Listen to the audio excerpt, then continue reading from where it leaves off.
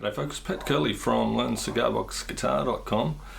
This time with a video to help folks who are out and about selling their instruments. That's how I first got into these things, by selling Nigel McTrusty's guitars, and that's why I fell in love with them, because they were so much fun when it came to interacting with other people. Yeah? They were quite easy to teach, really, how to play. And just to watch people have so much fun was a real buzz, yeah, and it continues to be, I've got to say. But anyway, so this video is sharing with you some of the techniques and methods that I have used, and when I'm out and about at markets and fairs and stuff. Yeah. So first thing, you have to be able to know how to play at least a little bit. You're not going to go into a guitar shop and find no one in the shop there knows how to play, or a piano shop, or a saxophone shop. So spend a bit of time and energy learning how to play your instruments so that you can demonstrate how well they work. Yeah? That will also help you when it comes time to sell them, because you need certain skills to be able to demonstrate how they work as well, right? And I'll run through those as we go through this video, but there's no quick fixes, right? If you want to do this well, I really suggest you put a bit of energy into learning a few of these things, so that you can put them into practice when it comes time to show off your magnificent wares to the world. Yeah? Okay, what I always start with when I'm showing people how to play is explain to them that they've already got all the tools they need. One here and one here. Now, of course, there's ears and there's thinking and there's other things that you need, but it's not a bad place to start, right? Because it brings people to where they really need to focus to start with. And it's true. It's true. It's your hands that you're learning to operate. You're using to learn to operate the thing, particularly early on. That's where the focus has to be. Okay. Then we know already that everyone can already do that. Yeah? Oppose the thumb and that. Now, you may prefer to play with a pick, and you might find that is suitable for a lot of people, but initially for most people I found that it's just another thing to have to worry about, another thing to have to learn how to use and hold it properly, and your hand feels weird because that's not a normal, natural position to be in. Whereas just your hand open and doing that, we do that all the time. Right? So explain to people that they've already got the main movement sorted, and really all they need to do is learn how to do them together, either whether it's one after the other or both together and in time. So they can already do that if you ask them to do that, and they can already do that. If they can't, then you need to you got your work ahead of you, but most people can do that. Right? The thing is doing that in time and in coordination with your left hand, which brings me to my left hand. Now here I've got a fretless guitar, 3-string fretless guitar. So we'll be using a slide. Yeah? And this is where the magic happens, isn't it, with the slide? Right. So once you've explained to your, I almost said patient, maybe later, once you've explained to your potential customer that the thumb is the thing, and you get them to put the thumb on the guitar here, right, and do that. Make sure you're doing it in time, right? So you clap your hands or whatever.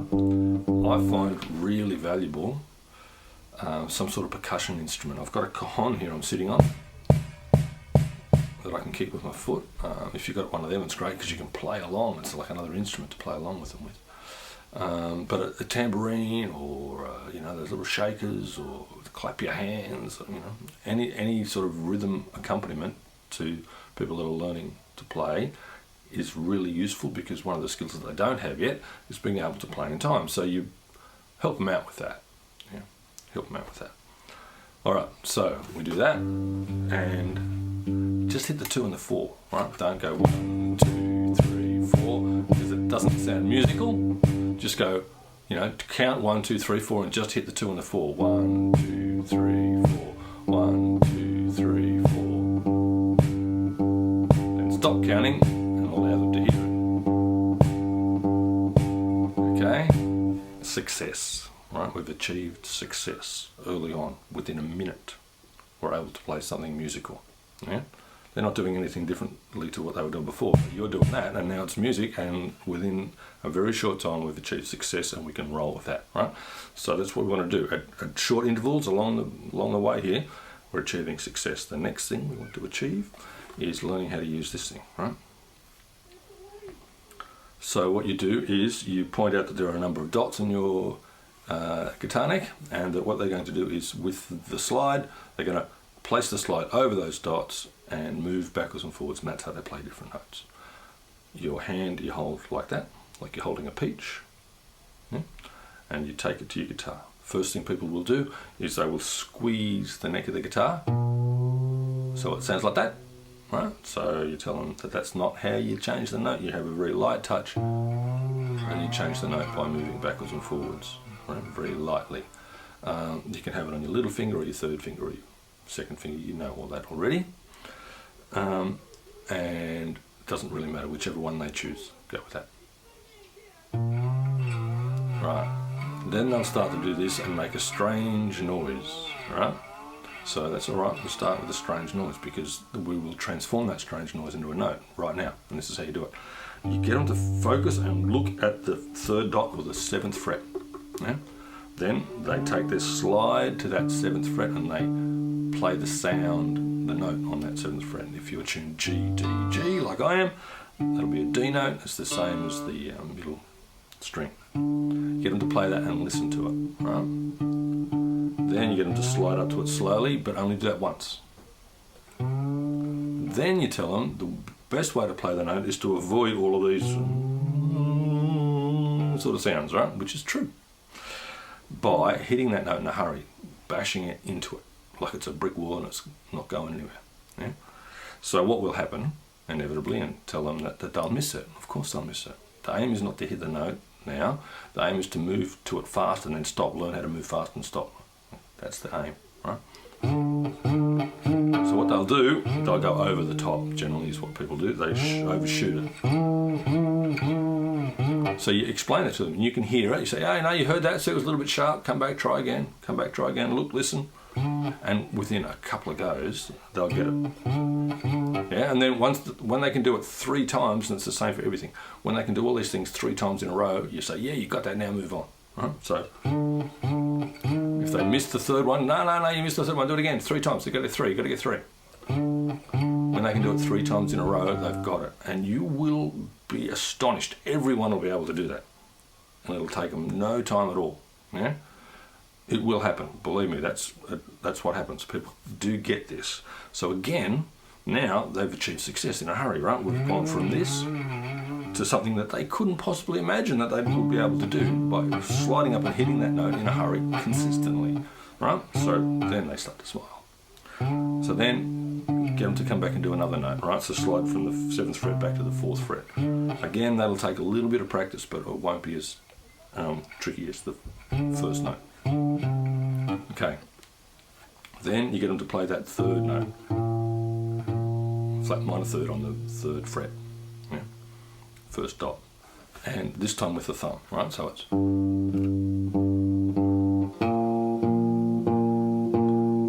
2, 3, 4, 1, 2, 3, 4. Now you don't have a guitar on you because you're standing and you're explaining and you're waving your arms around and you're encouraging. But you might have the cajon or whatever, so you have to point to where the dots are and try and sing the note, right? So it doesn't have to be, when I say sing, just vocalise a note that's a bit higher than that one. They'll get it. Yeah. So you go ba ba ba ba ba ba ba ba ba ba da da na na na. It can sound as horrible as that. It won't matter. Yeah. And then they play it. And then you play the 2 and the 4, so now all of a sudden we've got this.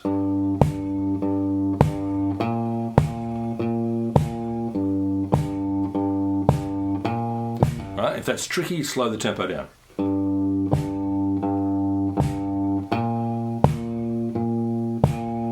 And do that in a hurry. Don't let them get it wrong for too long, right?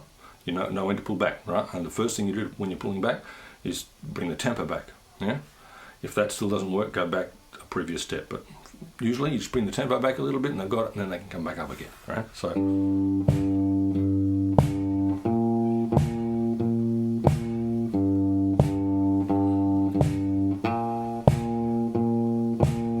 Okay, so that won't take long, right? And then you do this, you go 1, 2, 3, 4, 1, 1, 2, 3, 4, 1, like this.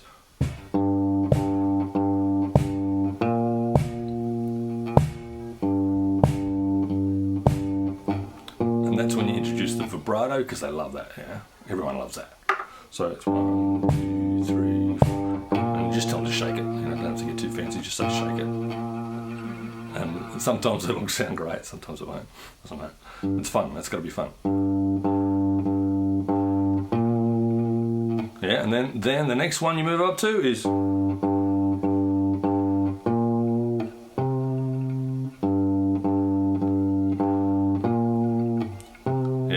What's that, 3rd fret up to the 5th, then you go 5th fret back to the 3rd.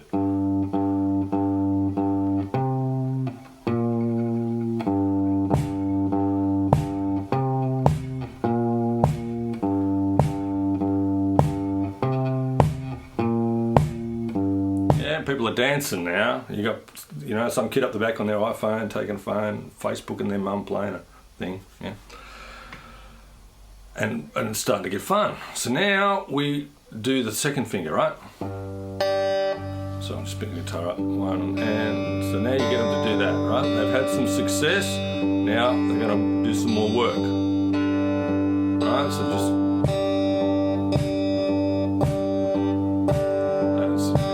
Hear what happened as soon as that 2nd and 4th beat come in on the percussion. Again, it's musical now, right? Success.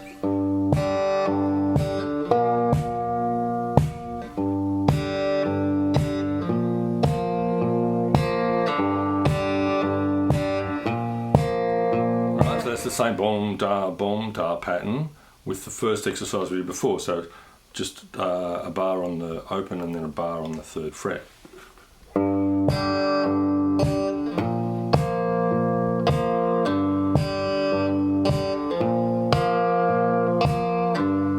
Yeah, practice that just for a little bit, and then they get it right and you go, yeah, beauty, you got that, great, let's move on, right?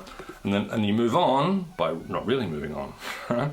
It's just a slight little tiny change, but it's something different. So which is just like this.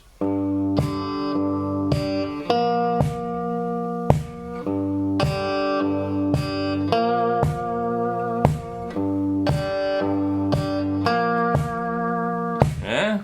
And then you know what's happening next, don't you?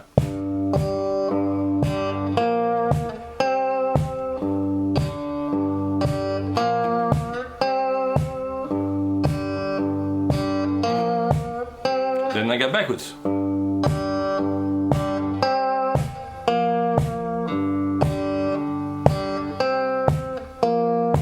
And if you're hitting that cajon or whatever,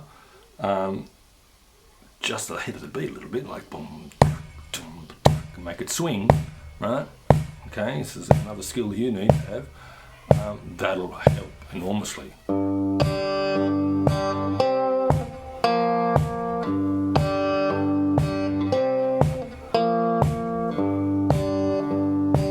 Okay.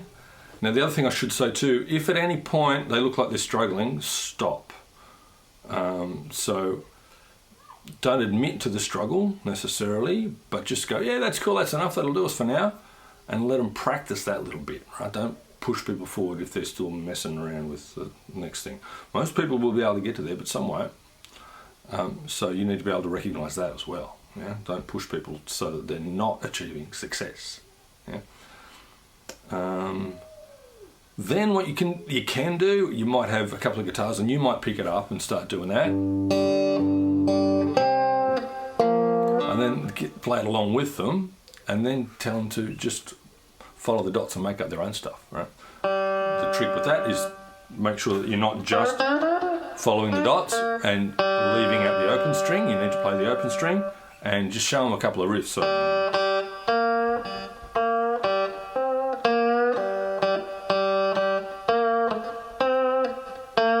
that are going to work with that, and then just get them to have a bit of a play, right? And people have so much fun with this. Doesn't really matter what it sounds like, yeah, but they will get it sooner or later. Yeah. All right. Then there'll be other things that you might want to throw in based on your own instrument or your own preferences. You might want to use a flat pick. You might have a different riff.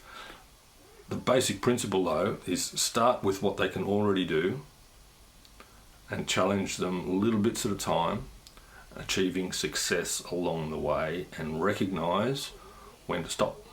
Yeah?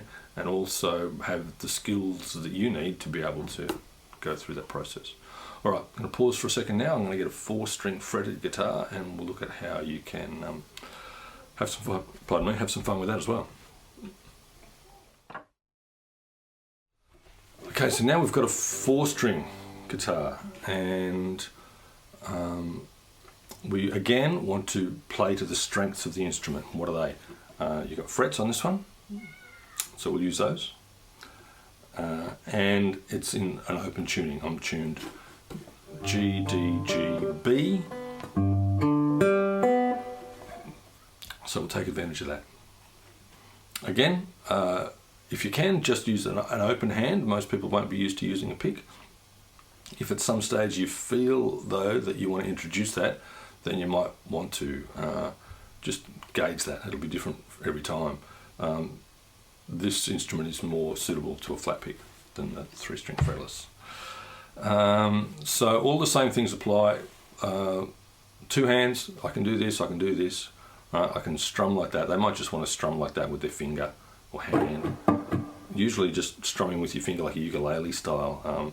So it's down, extend the finger, up, flex it. So down, up is what most beginners tend to do on a guitar. And so however they can get a sound out of it by going up and down is good.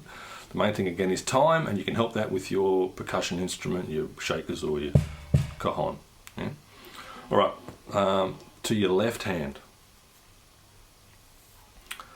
Explain how you fret a note. You press gently behind the fret, and we do 1 finger at a time. Don't start with chords. Say that again. Don't start with chords. Right? Well, you are starting with chords. That's a chord, but don't start with 2 finger chords. Right? Start with 1 finger chord. The first one is 2nd fret on the 2nd string there, that A note. So that's G. That's an A. Just get them to pick those 2 notes so that they can come out clearly. Then we strum, so.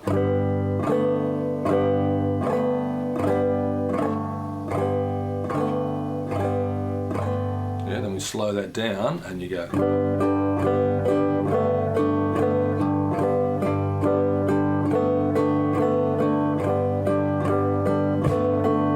This time with your cajon, if you're playing this sort of country-ish, more gentle sort of stuff, play on the 1st and the 3rd beat. So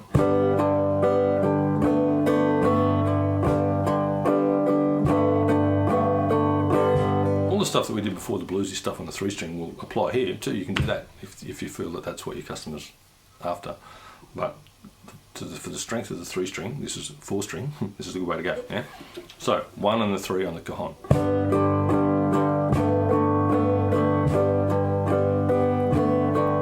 Happen, people will tend to mute top string. Explain that, but don't stress about it because that's hard, getting that right. Right, so we really want for the chord to have all 4 strings ringing, but yeah, some people will miss that last one, don't worry about it. The next note you want to get them to do is the 3rd string, 2nd fret. Yeah, so.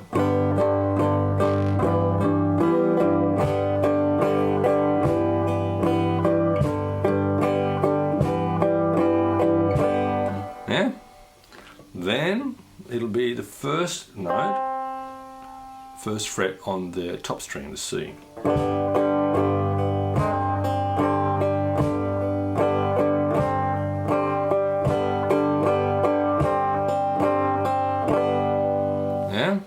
So then with those, they've got a G sus4, a sus2, and a G6 chord.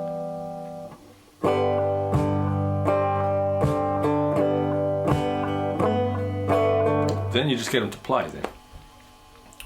So that, what I mean by that is just randomly pick one of those three notes. So you're strumming straight, even again.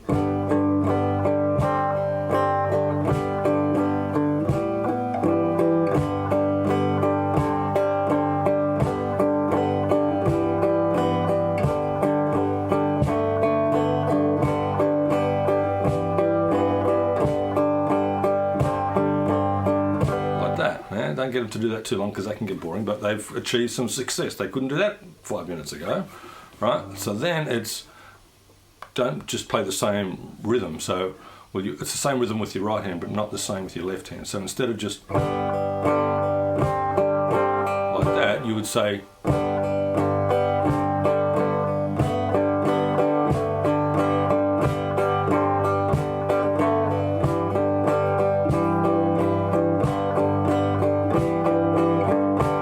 and you explain that you start and finish on the open and just put those other fingers down whenever you feel like it and get them used to getting the fingers up and down, right?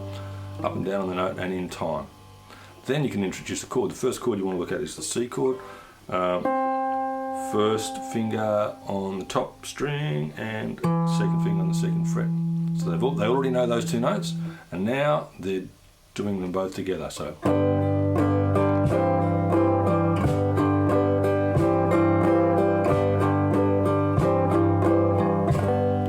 So they play along with that for a bit, and you give them the time, and again, their mates are with their phones, and everyone's clapping along, and it's lots of fun, right? Then the next step is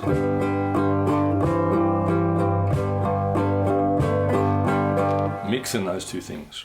So you go between the chord, the C chord, and those other variations of the G chord, the sus4, the sus2, and the G6.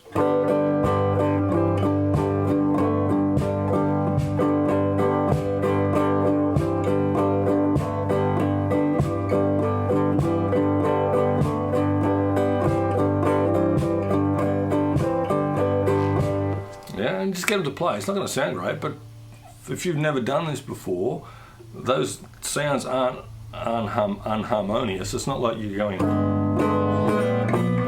like that, which they would have done last time they picked one up, right? So,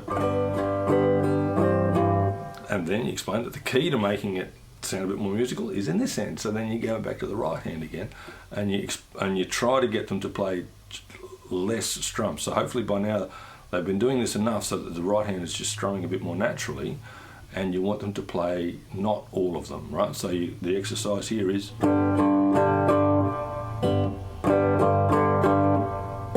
where they stop with the left hand and then play an upstroke. So down, up, stop, up, down, stop, up.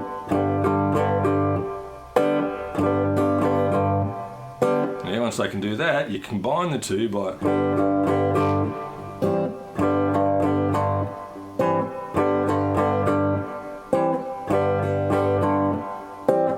sounding a lot more interesting, right? So and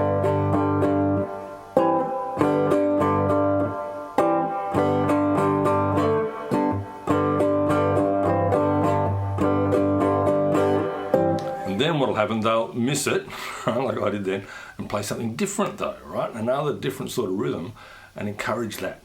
Let them play a little bit more, right? They've got the skills up now, and they can hear what happens when they start and stop with the right hand and find different chords and frets to hit on, and they'll want to explore and play a little bit. So you leave them alone to do that. Yeah?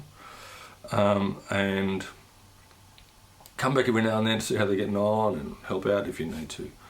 But I've found that again, that's a good approach to take on this instrument, but it's based on the same ideas of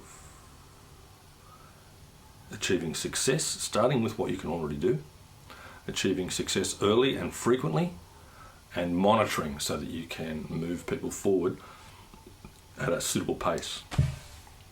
And that requires you to have some skills. Yeah? And it'll take some practice too. You may not find that if you're not a really proficient player that it takes a little while, but it'll happen. It'll happen. All right. Hopefully that's been useful to you. Let us know. Leave some comments down the bottom, and have fun. Cheers.